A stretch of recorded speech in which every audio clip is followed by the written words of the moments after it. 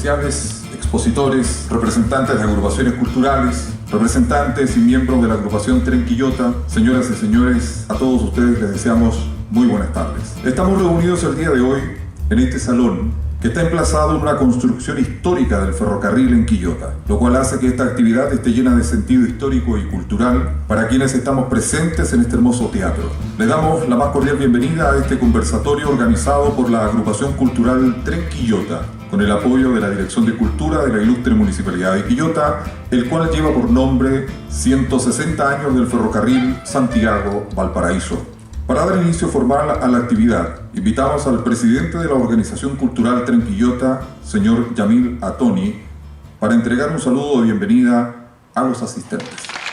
Muy buenas tardes a cada uno de los presentes y quiero darles la más cordial bienvenida para una de las tantas actividades que tienen que ver en el marco de la conmemoración de los 160 años del ferrocarril Santiago-Valparaíso, sede Quillota 2023, si hay vías, hay esperanzas. Hemos traído un sinnúmero de actividades en las cuales hoy, junto a los profesores Roberto Silva, Felipe Vergara, el economista el señor Ian Thompson y el antropólogo y psicólogo social Sergio Rodríguez, un conversatorio ferroviario que busca recoger la información y el valor histórico de la importancia que tuvo la ciudad de Quillota durante la construcción y gestación del ferrocarril para 1863. En el año 1856, los rieles del ferrocarril llegan hasta Limache y al año siguiente, a duras penas, se termina la línea hasta Quillota. Esta demora se debió a las dificultades de la construcción del túnel San Pedro, que comenzó el año 1855 y finalizó en septiembre del año 1861. Meade y el superintendente del ferrocarril entre Santiago y Quillota, don Juan Nepomuceno Jara, firmaban el contrato. Una semana más tarde, 4.000 hombres se congregaban en las faenas instaladas en la línea Polpaico, Montenegro, Tabón y La Calera. El esforzado contratista, el día 4 de julio de 1863, se dio la satisfacción de llegar a la estación terminal en Santiago, manejando personalmente la primera locomotora proveniente de Quillota, y el 14 de septiembre de 1863 hizo su entrada inaugural la locomotora contratista a la capital, iniciándose oficialmente el servicio del ferrocarril de Santiago a Valparaíso con 2 trenes diarios en cada sentido. Para introducirnos más en la historia y en datos importantes para este conversatorio, presentamos a nuestro colaborador, profesor de Historia y Ciencias Sociales de la Pontificia Universidad Católica de Valparaíso, fundador del diario El Observador y autor de numerosos libros sobre historia local. De su principal obra, Historia General de Quillota, ha publicado solo el tomo número 1, en 2017, y prepara para este año el tomo número 2 de un total de 6. Fue profesor universitario en el Instituto de Historia de la Pontificia Universidad Católica de Valparaíso, en la Universidad de Viña del Mar y en la Universidad Adolfo Ibáñez. Nos presenta su introducción el señor Roberto Silva Pijit y su tema Quillota antes y después del ferrocarril. Muchas gracias. Una primera cosa es saludar y felicitar a Yamil Atoni con lo que está haciendo y con el equipo que él trabaja para devolvernos la esperanza en al menos la historia de los ferrocarriles. Proteger el patrimonio, destacar el tremendo empuje que le significó a Chile el ferrocarril. Una ciudad antes o una ciudad después del ferrocarril son completamente distintas. Hagámonos algunas ideas de lo que significa, por ejemplo, el transporte de cualquier carga o cualquier elemento entre la capital y Quillota o entre el puerto y Quillota. Imaginémonos el traslado de un espejo o de un mueble o de alguna cosa que ha llegado en barco. ¿Cómo con los caminos imposibles que tenía Chile se podía lograr eso? Entonces, el proceso de ferrocarriles de cuando aparece el tren en una ciudad, vamos a hablar de Quillota, pero en cualquier ciudad que esto pasó, se produjo un tremendo cambio. Y ese cambio viene después acompañado de otros procesos. Si quisiéramos poner unas fechas para referirnos al siglo XIX y decir 1800 a 1857, que es la llegada del ferrocarril a Quillota, pero mejor sería decir 1863, ¿no es cierto?, el que une Valparaíso con Santiago definitivamente. Hay 63 años del siglo XIX de una manera y hay otros 40, un poco menos de 40, de otra forma. En la primera etapa, algunas visiones. El estado de las vías de comunicación en el final del Chile colonial era primitivo, como lo describe Vicuña Maquena. Montañas, grandes ríos, falta de caminos, hicieron de los intercambios a lomo de mula una de las pocas alternativas viables. Por ejemplo, para llegar de Quillota a Santiago era necesario atravesar la cordillera de la costa por la Cuesta de las Hormigas, lo cual exigía trepar a más de 1200 metros de altitud para llegar a la senda de Tiltil y de allí avanzar hacia Santiago a través de algunas lomas menores. Quillota es un vergel desde esa época que no va a resolver nunca sus problemas de almacenamiento agrícola, lo va a resolver aquí, en este lugar en que estamos, con esta enorme bodega de ferrocarriles hecha de ladrillo, con pino oregón, preciosa, donde se albergó durante mucho tiempo trigo. Fue lejos la construcción más grande que tuvo la ciudad por muchísimo tiempo. Hay muchas versiones. La gente escribe que incluso, que hoy día es una idea descabellada, pero está escrita en muchos textos, digamos que cruzaban el cajón, la cuesta de San Pedro, tirando la máquina con unos bueyes por unos rieles que habían instalado. Conversando con Jan, me dice, no, se trata de una máquina que se arma en un lado y se desarma y se lleva al otro lado. Y también está la versión de una línea provisoria por donde se bordea, probablemente siguiendo la huella del río, hasta conectar con las líneas que llevaban a Quillota. Difícil entenderlo, es un tema que no tiene una fuente histórica donde uno decir, mire, alguien me está explicando cómo salieron de Limache hasta Quillota en el 57. Lo que más encontré, lo más cercano y lo más lejano, es un trabajo que se llama Así nos vio la Novara, que son impresiones austriacas sobre Chile y Perú el año 59. Es un libro que reproduce una expedición austriaca. La dirección del ferrocarril de Valparaíso a Santiago, que por entonces estaba listo solo hasta la pequeña ciudad de Quillota, tuvo para con los miembros de la expedición la especial amabilidad de invitarles a viajar gratuitamente en sus trenes, y el ingeniero jefe, señor Lloyd, también había dado sus instrucciones a los inspectores de las diversas estaciones para que ayudaran en todo lo posible a la expedición. Describe entonces que una sola vez fue posible hacer el viaje, y dice que es un viaje a Quillota, el spa chileno. Esto está hablando un austríaco del año 59. O sea, llevábamos un poquito menos de 2 años de uso del ferrocarril de esta forma incompleta, ¿no es cierto?, incierta, de la cual estábamos hablando. Y finalmente termina diciendo que la ciudad de Quillota tiene una agricultura muy importante y que cuando se normalice el sistema de transporte ferroviario, naturalmente esto va a cambiar.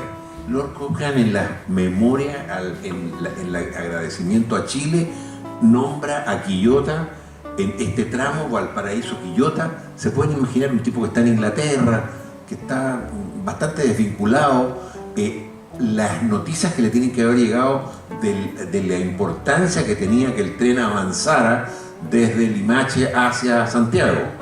Y está generando entonces una nueva visión de la gente que puede ir en 1 hora y tanto al puerto y puede ir en otras horas a la capital. Eso era impensado absolutamente antes del ferrocarril.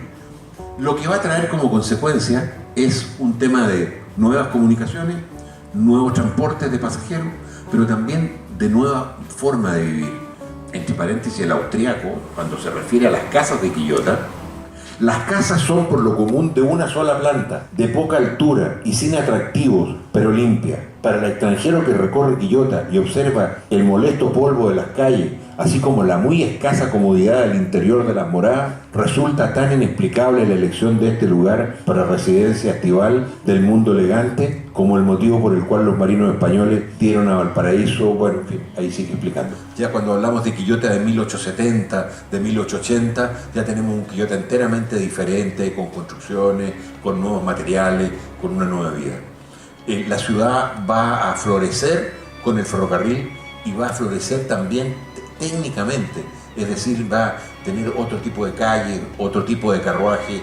El ferrocarril podía transportar cosas que nunca habrían podido ser transportadas antes de su llegada.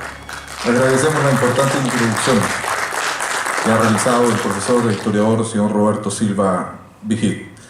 Y le vamos a hacer entrega de un presente por parte de la agrupación cultural Tren Quillota por su participación. Le brindamos un aplauso al profesor Roberto Silva Vigil.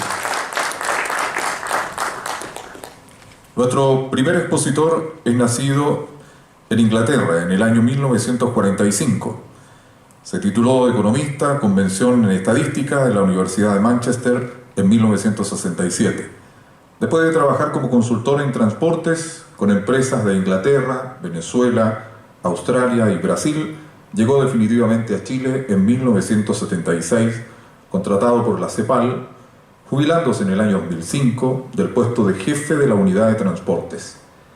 En el año 1984 promovió la formación de la Asociación Chilena de Conservación del Patrimonio Ferroviario, presidiéndola, con pequeños intervalos durante 10 años, en que se operó una serie de trenes especiales a vapor para el público a destinos como Lonquimay, Valparaíso, Valdivia, Los Andes, Cartagena, etc. Además de otros de aventura para los socios de Caldera a Calera, Antofagasta a Arica, Diego de Almagro a Potrerillos, etc. Es autor de varios libros, como Red Norte, la historia de los ferrocarriles del norte chileno, historia del ferrocarril en Chile, ferrocarriles de antaño en Sudamérica. Él vive principalmente en Santiago, tiene una hija, la Katy, y un hijo, Dave. El tema que nos va a exponer es el ferrocarril entre Santiago y Valparaíso por Quillota en distintas épocas.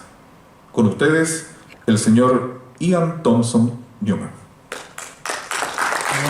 Vamos a hablar de los trazados propuestos de ferrocarriles entre Santiago y Valparaíso y comentando si sí o no la idea era pasar por Quillota.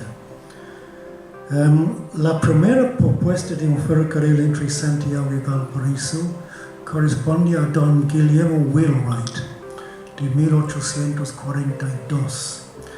Pidió una concesión. En el momento de pedirlo, no tenía idea por dónde pasaría la vía. Por eso en 1845 contrató a dos ingenieros ingleses, señor Barton y señor Carter, para identificar el trazado para el ferrocarril. Identificaron un trazado a través de Melipilla, no de Quillota. Y su trazado había terminado arriba de Valparaíso y no era claro cómo los trenes bajarían hasta la ciudad y el puerto de Valparaíso. El ferrocarril que se completó por ceremonia en la ciudad de Yeyay, en la estación de Yeyay, el 14 de septiembre de 1863. Una ruta de unos 186 kilómetros entre Valparaíso y Santiago. En línea recta, la distancia es más o menos 110 kilómetros, pero era necesario hacer un desvío muy grande para no subir paulatinamente por las cuestas, porque los locomotoras de la época no podían pasar por gradientes pendientes de más de 2% y medio. Por eso la vía pasó por el túnel de San Pedro y la cuesta de El Tabón. Y hasta 1950, esa década, más tráfico entre las dos ciudades extremas pasó por ferrocarril que por carretera. Pero se reconoció que la línea era muy larga. ruso F, en 1953, hizo un estudio para evaluar la factibilidad de recortar el trazado, proponiendo una variante entre Tiltil y Limache por la Domida. Un trazado nuevo que acortaría la distancia desde 1860 y media hasta 121, o se trabajaría en un 35% la distancia entre las dos ciudades. Y creo que F en ese momento empezó a comprar terrenos en la Domida para el futuro ferrocarril por ahí, que nunca llegó a construirse. El próximo proyecto importante fue una propuesta a la mitad de la década de 1990 por un consorcio consistente en la constructora Fay Grande y la constructora Doosan. Evaluaron la factibilidad de hacer un ferrocarril por varios trazados, todos al sur de la línea existente. Bueno, el primer ferrocarril obviamente pasó por Quillota, pero en general las opciones consideradas posteriormente adoptaron por preferir otras rutas sin pasar por Quillota. Y los trenes de carga de todo modo tienen dificultades en llegar al puerto de Valparaíso por la frecuencia de los trenes de Medellín. Hay muy poco espacio donde poner un tren de carga para llegar al puerto. Y por el enfoque en pasajeros, el tiempo de viaje es cada vez más importante. O sea, es probable que si se hace un ferrocarril en algún momento, no va a pasar por la ciudad de Quillota. Le hacemos entrega de un presente también por parte de la agrupación cultural Tren Quillota. Nuestro segundo expositor, a quien tenemos el honor de tener este día, es el profesor y licenciado en Historia, magíster en Estudios Históricos, Sociales y Culturales. Académico de la Universidad de Playa Ancha, ha desarrollado investigación en Historia Social de los ferrocarriles en Chile y memoria de los trabajadores de la empresa Ferrocarril. Actualmente se desempeña como subdirector de la revista Notas Históricas y Geográficas del Departamento de Historia de la Universidad de Playa Ancha. Dentro de sus últimos trabajos se encuentran la organización obrera ferroviaria, antecedentes, procesos y logros tras el desarrollo de las huelgas de 1906 a 1923, Paloma ausente, de liderazgo político a la criminalización de la huelga de los ferrocarriles del Estado, el decreto 1157 de 1889 a 1931. Su tema: población, familia y vida ferrocarrilera, bien digo, identidad y patrimonio intangible. Con ustedes el señor Felipe Vergara. Bien, muchas gracias por la invitación a la agrupación Tren Quillota y compartir este espacio con tan destacados exponentes locales, nacionales y también en el caso del doctor Ian Thompson internacional. Bueno, ¿cómo llego yo al tema de la investigación de la historia social ferroviaria? La verdad que haciendo yo un trabajo ya hace 20 años atrás sobre la construcción del ferrocarril de Valparaíso a Santiago, recalco, Valparaíso a Santiago, no Santiago Valparaíso, me parecía muy interesante los discursos políticos de la época porque era como el primer intento desde el punto de vista del desarrollo industrializador chileno de comenzar con procesos descentralizadores. Y por eso se llamaba el ferrocarril y así se presenta ante el Congreso Nacional como el ferrocarril de Valparaíso a Santiago. Empecé a descubrir e indagar varias cosas, ¿no? Varias cosas que me daban poderosamente la atención. Si bien la historia siempre de los ferrocarriles se ha visto desde la dimensión de la ingeniería, pareciera que la ingeniería no se mueve si detrás de esto hay hombres, hay personas, hay sujetos históricos. Y en relación a aquello, que me pregunté, producto de esas indagaciones, directamente buceando ahí en el Archivo Nacional, fuente del Ministerio del Interior, Ministerio de Hacienda, esos eran los fondos que revisaba, qué es lo que era el trabajador ferrocarrilero, cómo llega a ser el trabajador ferrocarrilero. Y bueno, y di con una historia social del ferrocarril, que era de don Armando Sepúlveda, un historiador, que hacía de todo menos hablar de la historia social, sino que hablaba de las huelgas y del proceso de huelgas de los trabajadores ferroviarios del Estado. Pero no abordaba el tema social, que es lo que eran los trabajadores, que eran sus esposas, sus hijos. Y en un fondo, casi por casualidad, encontré una carta de alguien que mencionaron acá y del cual yo no entiendo por qué Quillota no tiene nombre ninguna calle de ellos, ¿no? Me hago la misma pregunta que Papelucho, ¿por qué a él, a Nepomuceno, a Juan Nepomuceno Jara, nadie le ha dado un tributo, un valor en esta ciudad? ¿Y por qué creo que es importante, no? Porque Juan Nepomuceno Jara, allá por el año 1862, un destacado funcionario de gran trayectoria en la administración pública en Chile, creador de varias cosas, ¿no? Entre ellos la ley de ferrocarril del Estado, fue uno de los fundadores de la ley orgánica de la caja de compensación de los ferrocarriles del Estado, que eran materias muy adelantadas para la época, estoy hablando de 1860, 1870, con un sentido muy mutualista. Escribió y dio nota al gobierno central de que Quillota tenía que ser un centro articulador de toda la actividad económica de lo que nosotros conocíamos como el Chile central.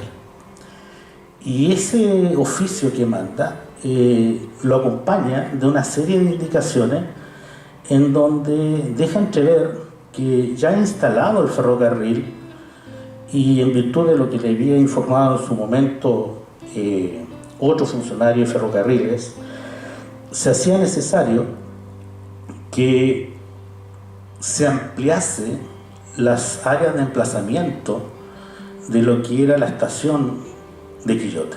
Y para eso mueve todo un aparato político, con todo lo que eso implicaba, ¿no? Los lobbies políticos que han existido en esta historia de Chile toda la vida, a fin de que las personas hagan donaciones o el Estado pueda comprar ciertos predios y eso incorporarlo al desarrollo integral, y esa es la palabra que él utiliza en el año 1862, un desarrollo integral de un ferrocarril que sea no solo para el transporte pasajero, sino que tenga su input más fuerte en el desarrollo de la movilidad de carga.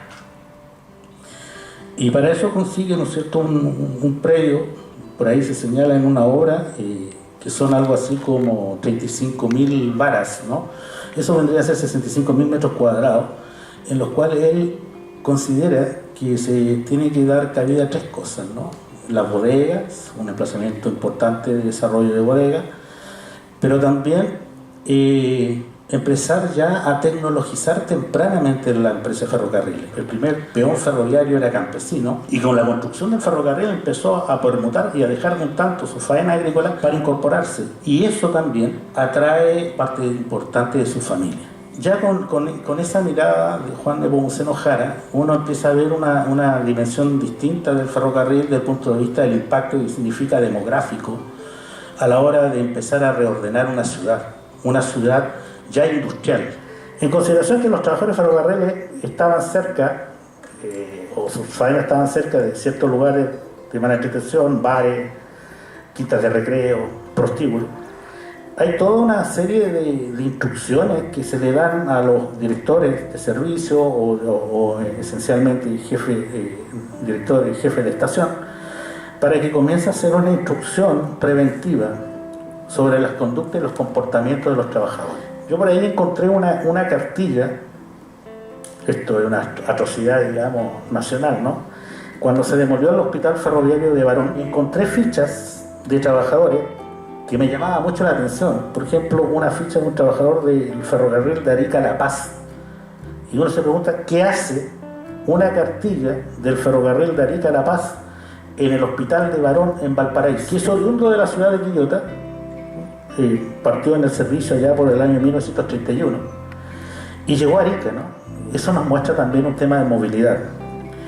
Y en esa cartilla está todo el registro de su vida, qué es lo que hacía, cómo era ascendido, cuáles eran las valoraciones que tenía sus jefes, cuántos eran los permisos que había autorizado, si tenía deudas con la cooperativa ferroviaria. El cuerpo de trabajadores de Ferrocarril del Estado solicitó que se crease un cuerpo de visitadoras sociales, mujeres que se encargaban de ver cómo estaba siendo atendida la esposa del funcionario de Ferrocarril del Estado. Había violencia, y estas mujeres que eran trasladadas con pases libres, estación por estación, tenían un contacto directo con la familia. Pues bien, ¿dónde se focalizaba el cuerpo de trabajadoras? En el Hospital de Barón se creó una unidad social de los ferrocarriles del Estado, en donde se atendían no solo las enfermedades producto de accidentes, traumatología. Además, hay un antecedente muy curioso, ¿no? Creo que Valparaíso le ha robado a Quillota varios habitantes. ¿Por qué?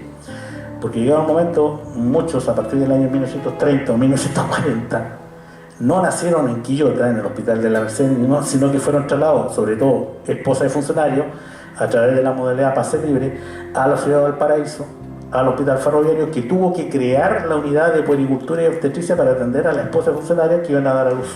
Entonces, ahí aparece otro elemento, ¿no? La importancia que tuvo Quillota a través de sus trabajadores de organizar, en conjunto con la dirección de la empresa, un cuerpo social que se preocupase, dijimos, no solo de la educación, sino que también de la familia, de la mujer.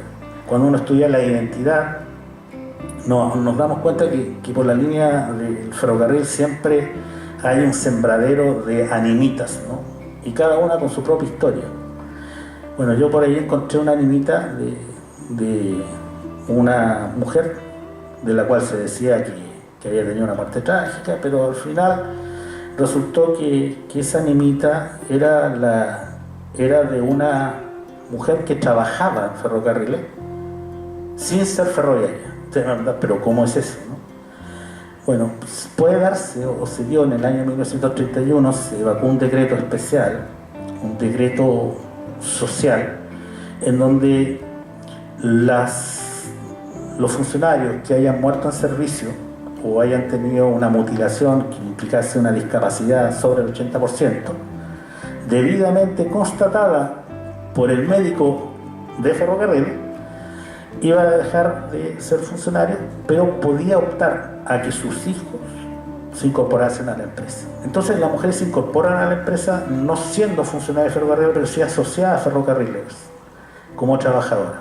Y posteriormente, en el año 1944, se le incorpora con un contrato con nombramiento como funcionario público, ya sea en funciones tales como de contabilidad, secretarías, telégrafas o boleteras. Agradecemos la exposición del señor Vergara y también le hacemos entrega de un presente por su participación en este conversatorio. Con un fuerte aplauso entonces para esta exposición. Nuestro último expositor, antropólogo y psicólogo social, doctor en psicología social, profesor titular de la Universidad de Santiago de Chile, ha sido académico de la Universidad de Chile y la Universidad de Santiago. En esta última se desempeñó como su primer vicerrector de vinculación con el medio. Investigador de la cultura ferroviaria con más de 6 libros publicados en los últimos 5 años y numerosos artículos sobre la historia e iconografía ferroviaria del país. Integrante del comité editor de la revista En Tren, especializada en temática trenera nacional, y algunos de sus libros en la temática como Ferrocarriles y Estaciones de la Quinta Región de Valparaíso, Memorial de los Ferrocarriles y Estaciones de Atacama, Memorial de los Ferrocarriles y Estaciones de la Cuarta Región de Coquimbo, Estaciones Ferroviarias del Gran Santiago, Memorial de la Estación Central, Historia y Presente del Ferrocarril Valdivia, Antilhue, Osorno y otros. Para este conversatorio su tema es El Valle de Quillota y la Quinta Región en la historia de la construcción del ferrocarril, Valparaíso, Santiago. Con ustedes, el señor Sergio González Rodríguez. Buenas noches. Agradecer también la iniciativa, agradecer que esté vivo esta búsqueda de seguir poniendo en agenda el tema ferroviario en una ciudad que hoy día está alejada del ferrocarril y esperamos que sea momentáneamente. Así que también felicitaciones al equipo que tú lideras, porque creo que es una fuerza muy importante la acción ciudadana para que podamos tener nuevamente un ferrocarril entre Valparaíso y Santiago, entre Santiago y Valparaíso, como hoy día está anunciado. Lo primero que yo quisiera partir diciendo es que la construcción del ferrocarril de Valparaíso a Santiago fue parte de un ideario nacional, fue parte de un proyecto modernizador de la élite nacional, ¿no? Que a pocas décadas de instaurada la República se da cuenta, cuando el país tenía, en 1840 y tanto, tenía 1.400.000 habitantes y prácticamente el país estaba desconectado más allá de la zona central, ¿no? Y que era necesario tener la posibilidad de construir un vínculo, una conectividad, diríamos ahora, una conectividad material y una conectividad simbólica que permitiera generar la unidad, la cohesión social y la unidad nacional, ¿no es cierto?, aunando la posibilidad de que el territorio quedara bajo una administración estatal fuerte, como la había pensado en su momento Portales, ¿no?, con todos sus bemoles positivos y negativos. Por lo tanto, si uno se da cuenta, más allá del tema específico, de técnico o puntual de qué significaba traer el principal ícono de la Revolución Industrial, allá por 1842, traerlo a nuestro territorio, a un país alejado en el fin del mundo, es de una fuerza y de una impronta tremendamente destacable. Y ahí nosotros nos podemos encontrar que este ferrocarril, que comienza a ser discutido en el gobierno de Prieto, de José Joaquín Prieto, en realidad tiene, por así decirlo, como la catalización para su finalización y poder vencer la cantidad de obstáculos. Un ferrocarril que demoró 20 años en construirse y que estaba proyectado para ser construido en 6 años, ¿no? Y demoró 20 años, más de 3 veces lo que se había pensado en su momento. Está en la fuerza, por ejemplo, de líderes políticos importantes, como en el caso en ese momento de Manuel Montt, con su ministro del Interior, Antonio Varas, ¿no? Antonio Varas es el que negocia directamente con Enrique Mays, el gran ejecutor norteamericano, constructor que finaliza el ferrocarril, negocia directamente una noche en La Moneda, solo los dos, ¿no? Son los dos, y que Enrique Mays, un hombre ladino, ¿no? Un gran empresario, un visionario, saca las cuentas directamente en el puño de su camisa blanca, ¿no? El puño almidonado de la camisa blanca, ¿no? Y llegan a un precio y llegan a lo que fue una figura de contrato que prácticamente en 2 meses después es aprobada en el Congreso Nacional. Así se construyó esta idea de conectividad y de materializar la unidad del territorio desde un punto de vista material a través del ferrocarril, en base a lo que ya se ha dicho anteriormente por mis predecesores, pero también destacar que es una unidad simbólica, que era la posibilidad de generar una cohesión importante bajo un proyecto nacional. Y ese proyecto era un proyecto modernizador. Podríamos decir que el primer gran proyecto modernizador que tuvo el país como una política de Estado es la construcción, desde el punto de vista tecnológico, la construcción del ferrocarril de Valparaíso a Santiago, junto con la construcción del ferrocarril del sur, que se llamaba, que son contemporáneos, que prácticamente comienzan con una desfase de 1 década, no más que eso. Los primeros kilómetros de ferrocarril que hubo en la zona central de Chile fue entre Santiago y San Bernardo, 16 kilómetros que son inaugurados en 1857, ¿no? Y en ese sentido podríamos decir que tanto el ferrocarril del sur, Santiago hacia Curicó, como se planteaba en ese momento para poder seguir penetrando hacia las zonas australes, sureñas y australes, estaba complementado con este proyecto de poder construir una arteria, tendríamos que decir así, una arteria de conectividad, una arteria material y simbólica que uniera las 2 ciudades más importantes del país. Valparaíso, podríamos decir, era el centro económico, financiero y tecnológico del país en 1840-1850.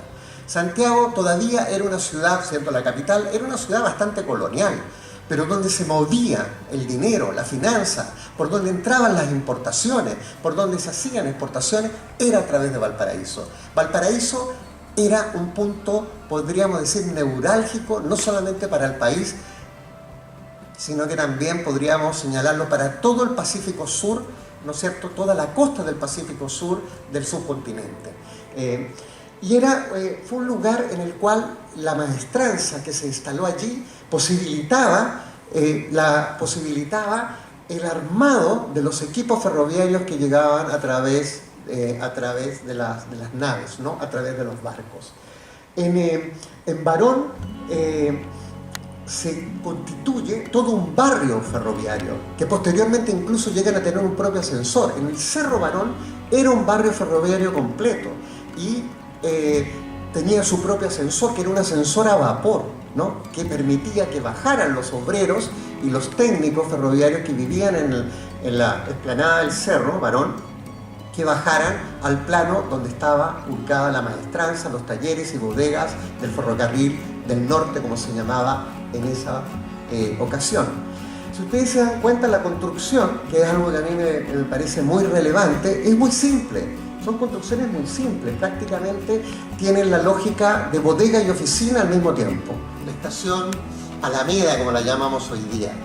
En esa época ya estaba el ferrocarril del sur, ya estaba funcionando, ¿no?, porque se había inaugurado en 1857. El 16 de septiembre de 1857 se inauguran los primeros 16 kilómetros a San Bernardo. Cuando llega en 1863 el ferrocarril de Valparaíso a Santiago, ya teníamos avanzado hasta Curicó. La estación central eran unos galpones. Habían dos líneas para lo que se llamaba el ferrocarril del sur, que era lo que funcionaba entre Santiago y Curicó, y se agregan dos galpones más, como ese que ustedes ven ahí, ese galpón que tiene dos líneas y que recibe al ferrocarril del norte, como se llama, al ferrocarril de Valparaíso a Santiago. En estos momentos vemos un tren que está a punto de partir. Y fíjense que el tren tenía que partir para salir hacia Valparaíso, tenía que cruzar la Alameda. Es decir, por eso la estación central tiene las puertas batientes delante, ¿no? Es una estación sin un frontis. No hay un frontis de entrada, no hay un pórtico de entrada, ¿no? Se abrían las rejas, tal con las mismas rejas del mismo tipo que existen hoy día, y cruzaba la Alameda y paseaba por Matucana, avanzando hacia Renca, Quilicura, la línea que unía estas dos ciudades. Pasa a ser un punto intermedio porque el ferrocarril se detiene en Quillota. Queda de alguna manera en un estado, podríamos decir, de depresión, producto de que se habían agotado los fondos, de que había una situación de desmedro, porque el túnel San Pedro había sido un gastadero de dinero. Los ingenieros ferroviarios de la misma época ya planteaban que era importante que estuvieran las estaciones con las líneas en recta, cosa que hubiera visibilidad suficiente, ¿no?, y que al mismo tiempo no hubiera pendientes. Bueno, estas estaciones estaban montadas en curva. En Quillota prácticamente salen las cosechas, no solamente de trigo, salen las cosechas de fruta, de flores, de todo el valle, gran parte del valle, del valle sur de Aconcagua. Y en ese sentido era necesario tener un recinto que tuviera mejores condiciones, mejores prestaciones. Se construye al final una estación que en 1895 se construye una estación de 2 pisos, ¿no?, que tenían los resguardos. Los 2 pisos, por lo general, tenían que ver que en la planta baja estaban todas las oficinas administrativas y para los pasajeros, y en la planta superior estaban las dependencias del jefe de estación, su familia y algunos resguardos para los técnicos de mayor rango. Cuando hablamos de Quillota tenemos que hablar de una zona ferroviaria. Y aquí es importante en términos patrimoniales, no solamente lo que ya se rescató, lo que se pudo rescatar acá con este hermoso centro cultural, rescatar parte de la bodega, a la cual hay que protegerla, porque según me comentaba hace unos meses atrás, el director de este centro me decía que hay un problema en los fundamentos de la bodega, con el ladrillo en las bodegas, que se está descacarando muy rápidamente. Por lo tanto, necesita además una atención técnica relativamente urgente. Pero lo que yo quisiera destacar es que hace muy poco, en el 2017 tuvimos el incendio y perdimos ya definitivamente gran parte de la estación San Pedro. San Pedro era una bellísima estación, que era cabecera de un ramal, que todavía está activo. El ramal a Quintero, hoy día Ventanas, ¿no? Hay un bypass por el cual ya no se pasa por Quintero, se pasa por Ventanas. En ese sentido, creo que es importante el rescate, el cuidado, la defensa de la estación de la Cruz, la estación de las Flores, la estación de San Pedro. Lo que queda, están los muros de la estación San Pedro, ¿no? Están los muros de la estación San Pedro.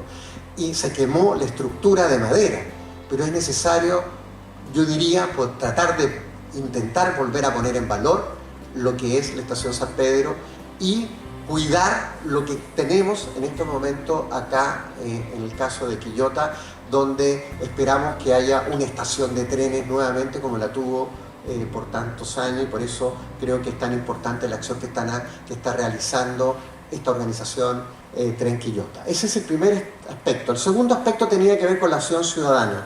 Tan como en 1957 estuvo el tema de Corby, del paradero y la estación Corby, es muy importante hoy día la acción ciudadana. No es posible que solamente eso se haga por lo que es el proyecto del Estado. Hoy día el proyecto de tren Santiago-Valparaíso, que trata de recuperar el trazado anterior, tiene dos elementos que desde mi punto de vista son muy importantes. El primero es no solamente hacer un tren para la élite, como sería haber hecho el tren Santiago-Pudahuel pasando por el aeropuerto, Casablanca, Viña, Valparaíso, que ese era el proyecto chino 1, ¿no? Hoy día se optó, el gobierno del presidente Boris optaron por recuperar parte del trazado para atender a la población y no solamente quedarnos con un tren de élite, donde el pasaje iba a costar Santiago-Valparaíso entre 15 y 20 mil pesos, sino que tener un tren que dé un servicio a la población de una forma mucho más accesible y también podríamos decir democrática. Que no se pierda este trazado que estuvo en discusión, porque ¿qué se dijo antes? Que habían otros proyectos y que este podría ser un poco disfuncional. No, este proyecto hay que defenderlo para que pase por Quillota y no pase por Casablanca, ¿no? Es muy importante, muy relevante esta lógica de acción ciudadana para que se lleve a cabo lo que se está planteando. Tenemos una mala noticia, que estamos en los estudios, se sigue con los estudios y prácticamente ese tren estaría funcionando entre Santiago y Valparaíso en el 2027, porque en estos momentos los trenes de carga, producto de la metrificación, solamente pueden funcionar en la noche cuando no funcionan los metros. Y eso claramente le quita la posibilidad de tener una actividad portuaria a una ciudad que ha vivido también en torno a su puerto. Yo quería destacar eso y nuevamente poner el énfasis en la importancia de acciones ciudadanas como Tren Quillota para que sea también un interlocutor en la defensa y la llegada del ferrocarril a una buena estación que se debiera construir en Quillota y no que le construyan un paradero. Eso, gracias.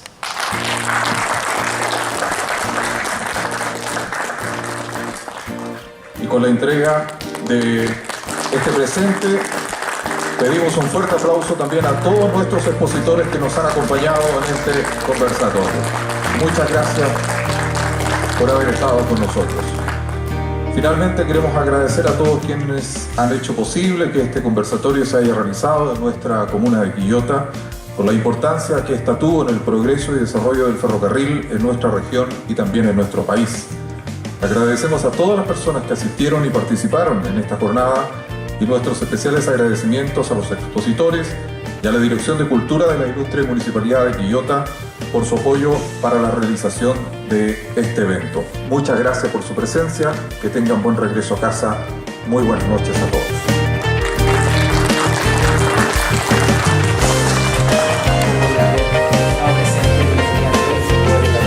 Nosotros como organización era un desafío nuevo, como lo expliqué en la bienvenida, era un poco salir un poco de esta monotonía que nosotros estábamos llevando como organización, porque estábamos realizando solamente exposiciones, ¿me entiendes?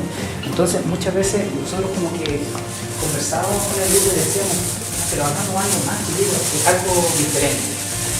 Y no les voy a mentir que fueron días que estaba acostado así, sí, me costaba la gana, pero ¿qué podemos hacer que sea diferente? Y la verdad es que viene como esta lluvia de ideas, dijimos, bueno, empecemos y partimos con este lanzamiento de la exposición itinerante. Ha tenido hartas visitas, sobre todo ahora nos estamos viendo los colegios, estamos haciendo visitas guiadas, vino este conversatorio además. Estamos viendo por varias partes. En varias partes, así que está muy bien. Así que, bueno, como representante de la organización, bueno, no quiero quedar acá, aparte del reconocimiento, quiero hacerle entrega a cada uno de ustedes presentes. Está muy bienvenido. Sobre todo en estos días de frío, así que se adelantó, así que también. Sí, está bien, pero para que lo lleve para la casa, así que también sí. Gracias. Ya, no, así que muchas gracias a Y ustedes. tremendo vino, además. No es nada de mula. Va más allá del nombre, así que que lo disfruten y muchas gracias por haber estado presentes, espero que se hayan sentido cómodos, que nos apasione, que a veces terminamos haciendo estas cosas con la de... Muy buenas estaciones, ¿no? Y hay que pelear por tener una buena estación y no un paradero. Por supuesto. Ahí como en su Aquí hay varios que Se hacían negocio de la bodega, ¿no?